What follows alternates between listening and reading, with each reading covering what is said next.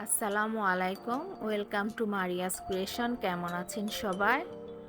বাহিরে প্রচুর বৃষ্টি হচ্ছে, দেখতেই পারতেছেন। এত বৃষ্টির জন্য কোথাও বাহির হওয়া যাচ্ছে না। এখন বৃষ্টির মধ্যে কি যেন খেতে মন চাইতেছে, তাই ভাবলাম যে একটু ডিফারেন্ট কিছু ট্রাই করি। আর নতুন কিছু খেতেও ভালো লাগে, ট্রাই করতেও ভালো লাগে।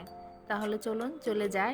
আমি আমার নুডলসের গোডাউনে চলে আসলাম। এখান থেকে আমি 2 প্যাকেট নুডলস নিয়ে নিলাম। এখন আমি নুডলস দিয়ে আজকে তৈরি করব নুডলস মাখা। এর জন্য প্রথমে আমি 2 প্যাকেট নুডলসকে একটা বেলন দিয়ে ভালোভাবে ভেঙে নিব। যত ছোট ছোট করে ভেঙে নিতে পারবেন, এটা তত খেতে মজা হবে এবং ভাজতে ভালো হবে। নুডলসগুলোকে আমি একটা প্লেটে নিয়ে নিলাম। আর মশলাগুলোকে আমি আলাদা করে রেখে দেব, এগুলো পরে কাজে লাগাবো। এখন একটি কড়াইয়ের মধ্যে আমি সবগুলো নুডলস ঢেলে দেব এবং 1 টেবিল চামচ পরিমাণ সয়াবিন তেল দিয়ে নেব। এই তেল দিয়ে আমি নুডলসগুলোকে ভালোভাবে নেড়েচেড়ে ভেজে নেব।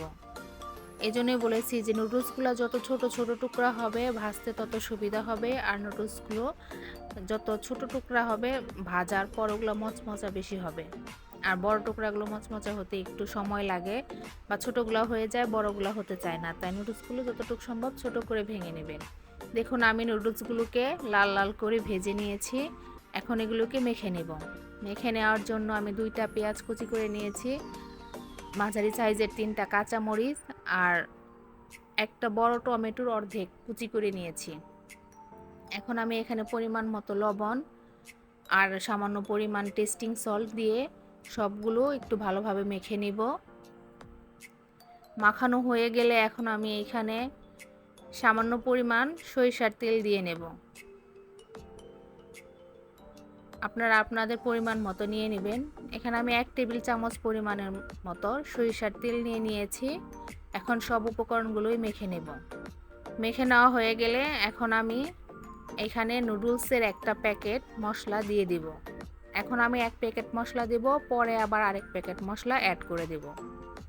মশলা দিয়ে সব কিছুই আবার একটু ভালোভাবে মেখে নেব। তারপর ভেজে রাখা নুডলসগুলো দিয়ে দিব। এখন এই নুডলসের সাথে আমি চিকন চানাচুর দিয়ে দিব। আপনারা চাইলে এখানে আরও অনেক উপকরণ অ্যাড করতে পারেন, আপনারা আপনাদের ইচ্ছা মতো। ধনেপাতা কুচি দিতে চাইছিলাম, কিন্তু বাহিরে এত পরিমাণ বৃষ্টি, আমার ছাদে ধনেপাতা গাছ আছে কিন্তু আমি আনার সাহস পাই নাই, যে ভিজে গেলে আবার ঠান্ডা জ্বর হতে পারে। এই কারণে আপনারা আপনাদের ইচ্ছা মতো আরও যা চান অ্যাড করে নিতে পারেন। আমি আরেকটা নুডলসের মশলা এখানে এখন দিয়ে দিব এবং সব উপকরণ মেখে নেব। মেখে নেওয়া হলে আমার চানাচুর আর নুডলস মাখা শেষ।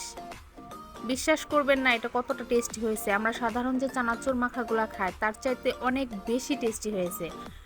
খেতে এতটাই মজা লেগেছে যে ওই চানাচুর মাখার চাইতে বেশি ভালো লেগেছে। আপনারা আমি যেভাবে মেখেছি এভাবে মেখে খেয়ে দেখবেন, অবশ্যই ভালো লাগবে। আর আমি আপনাদের সবসময় এই ধরনের সহজ সহজ এবং মজাদার রেসিপি করে দেখিয়ে থাকি। আমার এরকম সহজ রেসিপি দেখার জন্য আমার চ্যানেলটিকে অবশ্যই সাবস্ক্রাইব করে রাখবেন এবং আমার ভিডিওতে লাইক, কমেন্ট, শেয়ার করে দিবেন। ভালো থাকবেন। আল্লাহ হাফেজ।